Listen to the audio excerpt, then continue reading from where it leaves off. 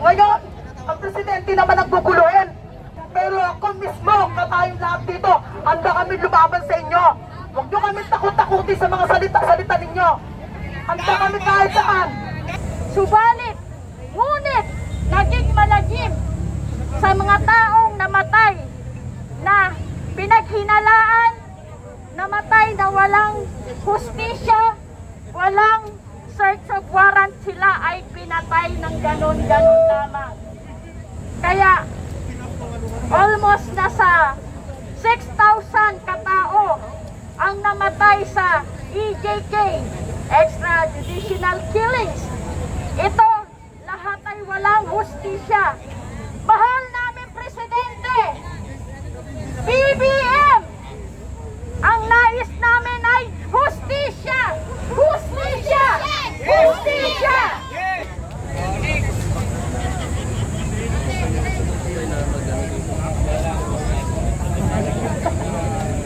Tinatawagan ko po si Atty. Batalyer. Atty. Batalyer! Attorney! Ito po, isa po sa pioneer po ng loyalista po sa Atty. Batalyer.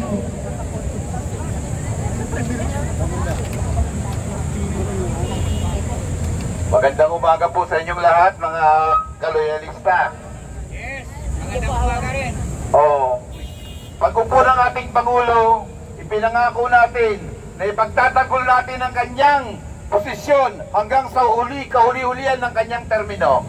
Alam naman ho natin ang kanilang gustong gawin.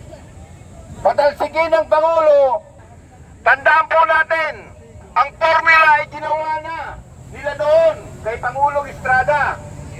Si Pangulong Estrada po, bakit napatalsik? Dahil naglagay siya ng barko sa ating jurisdiction sa Ayungin Shoal. At yun ang ating jurisdiction ngayon. Sa makatuwid, trabaho ng China yun noon. Kung iisipin natin, ang nagtatrabaho ngayon, ang pro-China. Mga kababayan ko, mga kaloyalista ko, sinasabi lang yan ng ating Pangulo bilang paggalang sa ating mga hukuman, sa ating mga prosecution. Pero ang katotohanan po, ang jurisdiction ng ICC ay niresolba na ng Supreme Court. Sinabi na ng Supreme Court ng ICC ay may jurisdiction sa Pilipinas dahil ang mga katarantaduhan, ang mga pagpatay, ang EJK at mga pang-aabuso ng mga kapulisan at ng mga may kapangyarihan. Tandaan po natin, ang unang pumirma sa ICC upang tayo maging membro dyan ay ang ating Pangulong Marcos nung siya ay senador pa lang. Kaya wag po tayong palilin lang sa mga sinasabi nila. The narratives of the Chinese and the narratives of the mouthpiece of the Chinese. Mga kasamaan ko, ito pong ating pagrarally ay hindi po ito hipokrituan. Meron po tayong permit dito at wala po tayong organisado para sa atin. Tayo nagpunta-punta lamang dito. Sa tulong po ng walang bayad. Yes, walang bayad. In behalf of MBBP, Movement for Building Better Philippines, nandito po ako ngayon. Kasama ko yung mga kasamahan namin mula sa Makati, mula sa aming mga pamunuan. Mga kasamahan ko, tayo po ay nagtitipon-tipon ngayon upang ipakita sa kanila na ang pro-Marcos, na ang loyalista ay hindi papayag, hindi matutulog. Babantayan natin ang ating Pangulo. Ipagtatanggol natin. Nakikita nyo naman, ito ay taliwas sa ating mga sosyal, pangkaunlaran at panglipunang mga adikain. Ang prayer rally po ay ginagawa nilang murahan. Imagine, accusing the president of this word bangag. Sila mukhang mga bangag, di ba? Matagal pa ho tayo magsasama. Simula pa lamang ito. Tandaan ninyo, dito sa Senado, dito nagsisimula ang samahan ng mga loyalista pagkasanggol sa Presidente. At sa Mayo 17 po, iniimbitahan kayo lahat. Papatalsigin natin ang dapat patalsigin. Ngunit ang Presidente malalatili. Mabuhay si Marcos! Mabuhay ang bagong Pilipinas! Di po sa ating mga kaloyalista, natatandaan mo po ninyo yung campaign bayaran. Sa Na Tabotas. umiiyak. Opo. Ito po yung ating kasama, ating kapwa loyalista na nagbigay, nag-donate para kay Presidente sa campaign niya. Isa po katulad nating mamamayan lang ng safety lamang na nagtitinda ng isda. Si Nanay Clemesa po ay lumapit kay BBM at nagbigay po ng donation para tulungan ang ating kasalukuyang Pangulong Presidente Marcos para maging Pangulo ng ating bansa.